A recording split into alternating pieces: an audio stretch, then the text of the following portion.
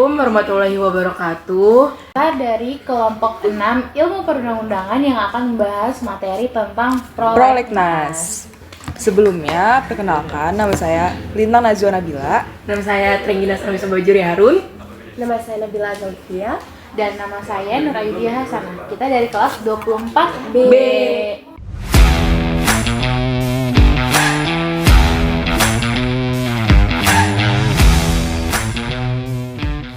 Jadi, apa sih yang sebenarnya prolegnas itu?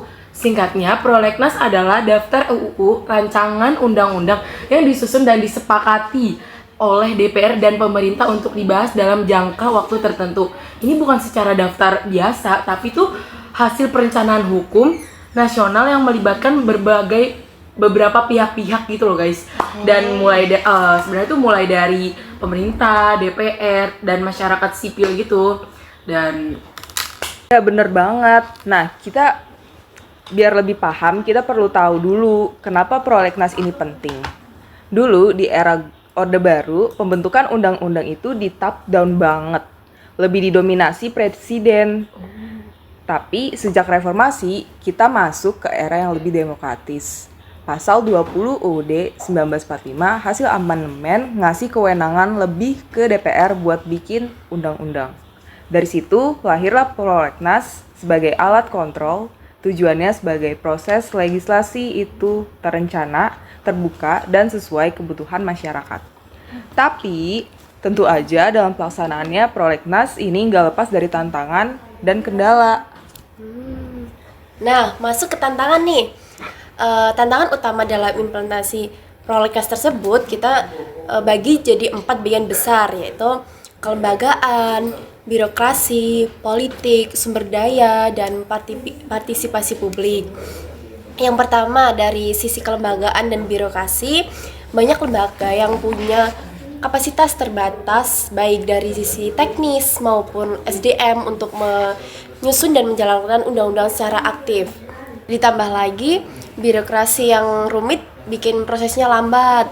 Contohnya nih, UU nomor 5 tahun 1960 tentang pertahanan, yang dimana sampai sekarang implementasinya masih bermasalah. Salah satunya karena lemahnya koordinasi antara Kementerian ATPR atau BPN dan Pemda, apalagi soal penerbitan sertifikat tanah. Oke, tadi udah disebutin sama Nabila kalau misalnya tantangan dari prolegnas itu salah satunya adalah aspek politik. Nah, aku ini membahas tantangan aspek politik dari prolegnas. Itu ada proses legislasi seringkali tuh dikendalikan oleh kepentingan politik dengan jangka pendek gitu. Nah, ini bisa bikin undang-undang yang lahir justru nggak berpihak ini kepada kepentingan publik gitu. Terus contohnya itu revisi undang-undang ya, undang-undang KPK yang beberapa tahun lalu tuh. Nah, prosesnya itu cepet banget gitu. Jadi tanpa partisipasi publik yang memadai dan terkesan tuh sangat politis lah gitu. Nah, terus yang ketiga itu adalah masalah sumber daya. Untuk banyaknya undang-undang bagus tuh di atas kertas tapi gagal di lapangan karena kurang anggaran dan tenaga ahli gitu. Misalnya Undang-Undang Nomor 20 Tahun 2003 tentang pendidikan, meskipun bertujuan mulia, pelaksanaannya di daerah terpencil masih jauh dari ideal karena keterbatasan anggaran dan tenaga pendidik. Karena di daerah-daerah terpencil tuh masih banyak banget kurang fasilitas pendidikan yang memadai, ya kan? Mulai dari sumber daya manusianya, dari guru, fasilitasnya juga gitu. Iya, benar. Jadi agak Tapi kenyataannya tuh emang bener-bener keterlibatan publik tuh emang bener-bener masih minim banget guys. Jadi tuh dan sosialisasi tuh juga lemah, bener-bener lemah. Dan salah satu yang sempat ramai itu kan Omnibus Law Cipta Kerja. Iya, betul. Undang-undang ini tuh diprotes keras sama masyarakat karena merasa tidak dilibatkan. Nah, dari situ kita masuklah yaitu tahapan penyusunan prolegnas. Jadi kita masuk ke prolegnas ini. Nah, secara tahapan prolegnas itu kan ada 6. Misalnya itu ada perencanaan, penyusunan daftar prioritas, 3 pembahasan dan persetujuan, 4 penetapan prolegnas, 5 pelaksanaan, dan 6 evaluasi dan monitoring. Langsung aja kali ya kita zoom in ke tahapan, dimulai dari identifikasi isu strategis nasional. Kayak usulan RUU bisa datang dari pemerintah lewat kementerian, lembaga, terus DPR, masyarakat sipil, sampai perkembangan internasional. Setelah itu semua usulan dikaji urgensinya, relevansi, kesesuaian dengan undang-undang yang sudah ada, dan ketersediaan sumber daya. Nah, kalau kita lanjut ke tahap prioritas ini. Setiap RU dinilai dan dipilih berdasarkan dampaknya terhadap masyarakat, kesesuaian dengan RPJMN, dan kesiapan teknis. RU yang lolos dan akan masuk ke prolegnas prioritas ini adalah daftar UU yang wajib dibahas dalam waktu dekat-dekat ini. Nah, setelah disusun, daftar itu tuh dibahas dan disetujui bersama oleh DPR dan pemerintah. Baru deh masuk ke tahap penyusunan, draft revisi undang-undang, pembahasan, pengesahan, sampai ke pengundangan. Lalu setelah disahkan, undang-undang itu nggak langsung dianggap selesai karena perlu evaluasi dan monitoring untuk memastikan pengimplementasian ini tuh efektif dan hasilnya tuh dipakai buat penyusunan prolegnas ke depannya. Jadi nggak berubah lah dengan yang sekarang dan yang akan datang. Benar-benar. Dan selain proses dan tantangan itu pun juga pasti kan berdampak banget nih buat masyarakat kan. Pasti banget ada positif dan negatifnya. Tapi positifnya itu mungkin ya adanya kepastian hukum, terus juga partisipasi publik yang lebih luas, memadai, pemenuhan kebutuhan sosial juga ya bisa terpenuhi, legalisi yang efisiensi dan harmonis juga mungkin bisa gitu. Tapi ya sayangnya nggak semua undang-undang yang dihasilkan itu tuh berpihak pada masyarakat kayak kita kayak gini. Iya bener nggak semua kan. Contohnya bisa kita lihat dari kasus pasal penghinaan presiden. Iya itu bener pernah ada kan tahun-tahun. Iya bener-bener Itu pernah. yang paling pro kontra sih. Iya sumpah. Tahun 2006 Mahkamah Iya, Konstitusi benar-benar. udah membatalkan pasal-pasal KUHP lama yang dianggap membungkam kebebasan berekspresi. Bener-bener. Tapi di KUHP baru tahun 2023 pasal serupa muncul lagi. Misalnya pasal 218 ayat 1 yang bunyinya setiap orang yang menyerang kehormatan presiden di muka umum bisa dipidana 3 tahun 6 bulan. Pasal 219 kalau pakai media bisa sampai 4 tahun 6 bulan. Nah, pemerintah bilang nih, ini beda dengan delik aduan yang artinya kayak presiden, wapres sendiri itu yang harus lapor. Tapi aktivitas HAM dan masyarakat sipil tuh tidak ada yang setuju gitu loh. Nah, kenapa begitu? Karena rohnya tetap sama, ekspresi diskriminasinya kayak tetap kekeh, dan Komnas HAM atau IJR dan Konstrat sepakat kalau pasal ini tuh bertentangan dengan keputusan MK sebelumnya dan bikin kita bertanya-tanya nih, masyarakat tuh tanya apakah pembentuk UU masih menghargai konstitusi, apakah suara rakyat ini makin dibungkam atas nama kehormatan. Nah, itu kan menjadi kayak masyarakat tuh bertanya-tanya. Terus lanjut nih, bayangin aja seorang netizen yang mengkritik kebijakan presiden lewat Twitter terus tiba-tiba dipanggil polisi. Itu bukan hal mustahil. Ini jadi ancaman nyata buat demokrasi kita gitu. Padahal di era keterbukaan sekarang itu semestinya kritik itu tuh jadi bahan introspeksi, bukan malah dipidana. Jadi ketika kita bicara soal prolegnas, kita nggak cuma bicara soal daftar revisi undang-undang. Jadi kita bicara juga tentang masa depan demokrasi dan perlindungan hak asasi di negeri-negeri ini gitu. Jadi kayak contohnya yang kasus kemarin yang ada seorang perempuan ditangkap gara-gara menghina. Padahal itu posisinya mereka sedang demo kan, sedang mengaspirasikan suara rakyat. Cuman ini balik lagi dengan tutur kata yang baik dan sesuai dengan aturan-aturan.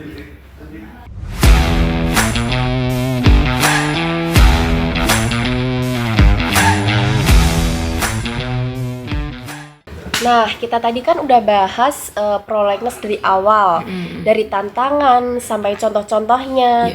Sekarang nih kita bahas lebih teknis lagi, yaitu soal sistem carry over. Apa sih carry over itu?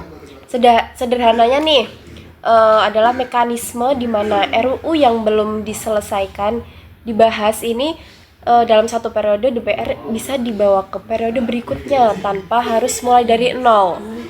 Dulu kalau DPR baru dilantik dan semua RUU yang belum selesai dianggap hangus. Nah, sistem carryover itu bikin kerja legislasi lebih efisien dan nggak buang waktu gitu loh. Nah, Secara teori sih bagus ya, cuman pengimplementasiannya tuh kurang optimal gitu. Jadi masih banyak revisi undang-undang yang dibawa ke periode baru tapi akhirnya nggak dibahas. Bahkan ada revisi undang-undang yang dari zaman Prolegnas 2005 sampai 2009 masih nyangkut sampai sekarang. Contohnya kayak revisi undang-undang perlindungan pekerja rumah tangga atau PRT yang udah masuk Prolegnas berkali-kali tapi itu masih aja mendek. Nggak ada kelanjutan sama gitu. nggak jalan, nggak ada nggak gitu. ada kelanjutan gitu. Padahal RUU PPRT itu urgensinya kan tinggi banget. Kita kan di sini kan bicarain soal jutaan pekerjaan rumah tangga yang nggak punya perlindungan hukum sama sekali. Artinya tuh kalau kita cuma andalkan daftar prolegnas tanpa komitmen politik yang nyata tuh ya hasilnya tetap nol, ya percuma gitu loh. Bener kan? Makanya penting banget kan untuk terus evaluasi prolegnas tiap tahunnya. Nah, iya, itu Bener harusnya banget. kayak Harus, gitu. harus. Oke, iya. Kita juga harus lihat kan RUU apa yang berhasil disahkan, terus kenapa yang lain tertunda, siapa yang memperjuangkan dan siapa yang malah menghambat. Kalau kita lihat prolegnas 2020 dari 50 RUU prioritas cuma 5 yang disahkan. Artinya cuma jauh 10% gak sih keberhasilan Iya, itu, kayak rendah banget. iya, dan sayangnya tuh ini bukan cuma soal kinerja teks aja, tapi juga soal kayak kepentingan politik yang bermain di balik layar. Nah, adanya RUU yang dibahas cepat banget karena dianggap strategis secara politik. Tapi RUU tuh yang menyangkut hak minoritas, perlindungan buruh atau perempuan seringkali ditunda-tunda terus gitu loh. Jadi kayak Nah, justru di kondisi seperti ini tuh masyarakat tuh mempunyai peran yang penting banget.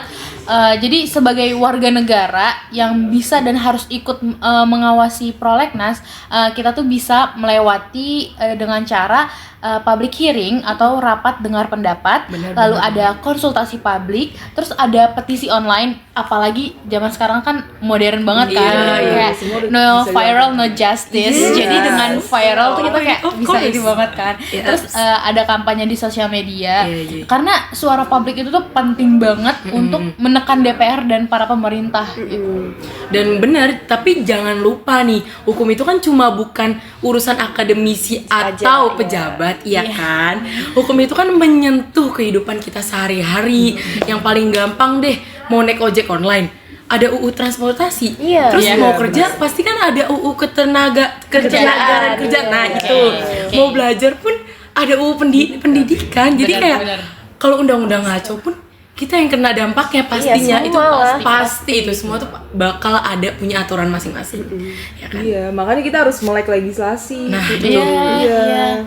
Kita bisa mulai dari hal-hal sederhana kayak ikut bercerita soal prolegnas, ikut diskusi publik, terus juga dukungan organisasi masyarakat sipil yang memperjuangkan isu penting gitu. Kalau generasi muda diem aja, undang-undang bisa jadi alat untuk membungkam, bukan melindungi. Pastinya. Dan jangan lupa juga nih, kita kan punya hak konstitusional. Nah, kita kan untuk menyampaikan pendapat kita, untuk ikut serta dalam proses pembuatan hukum tersebut. Dan di pasal 28C UUD kan menyebutkan juga bahwa warga negara berhak mengembangkan diri dan memperjuangkan haknya, termasuk dalam proses legislasi. Misalnya nih ada yang nanya, terus gimana kalau aspirasi masyarakat itu tidak dianggapi? Nah, ini bisa aja kita ajukan judicial review ke Mahkamah Konstitusi. Seperti kasus pasal penghinaan presiden yang tadi dibahas. Terus tahun 2006 masyarakat tuh menang gitu karena itu. Terus sekarang muncul lagi nih, dan kita harus siap memperjuangkan hak kita lagi gitu. Dan bener banget. Dan pertanyaan sekarang nih yang menurut gue yang mau ditanyakan, apakah kita cukup puas dengan sekedar mengkritik di media sosial, atau kita mau naik level yang ikut mengawal, ikut menyuarakan di depan gedung DPR or something else dan ikut memperbaiki gitu. Gimana?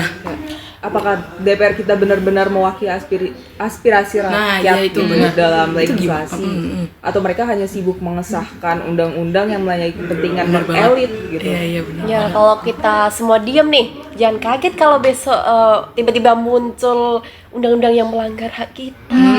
Karena Pasti, hukum pasti. kan yang buruk itu Benar, bukan benar. cuma datang tiba-tiba ya. Iya benar. Dia datang karena kita membiarkan ruang kosong tanpa pengawasan publik itu.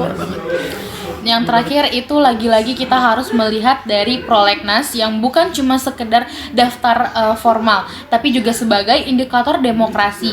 Kalau daftar itu udah disusun dengan transparan dan dibahas dengan partisipatif dan implementasinya adil, maka kita tuh bisa saling bilang bahwa hukum di negara ini tuh masih punya harapan gitu, nggak yang dibilang Indonesia gelap or anything else gitu. Bener banget. Jadi seluruh pembahasan tadi yang kita bahas nih, kesimpulan di sini tuh bahwa prolegnas itu bukan sekedar cuma daftar RUU doang gitu, tapi itu merupakan wajah dari komitmen negara dalam pembangunan hukum yang adil, partisipatif, dan responsif terhadap kebutuhan masyarakat kita. Jadi tuh siapapun ya mungkin bisa gitu, dan biar hukum tuh bakal adil gitu. Namun dalam prakteknya ya, prolegnas masih sering menghadapi berbagai tantangan gitu, mulai dari kelembagaan yang belum kuat, Iya. terus birokrasi yang rumit, kepentingan politik yang saling tarik-menarik, sehingga minimnya partisipasi publik. Ya kasus-kasus seperti revisi UU KPK, Omnibus Law, atau pasal penghinaan presiden di KUHP baru menunjukkan bahwa proses legislasi tidak lepas dari kontroversi dan tarik ulur kepentingan. Tapi bukan berarti kita harus diam juga sih, karena justru di sini tuh kita tuh berperan sangat penting gitu loh, akademisi, mahasiswa, dan seluruh elemen sipil untuk terlibat aktif dalam mengawal legislasi ini. Karena undang-undang yang baik hanya bisa lahir dari proses yang terbuka, akuntabel, dan berorientasi pada kepentingan rakyat. Sekian podcast dari kami. Yap. Wassalamualaikum warahmatullahi wabarakatuh.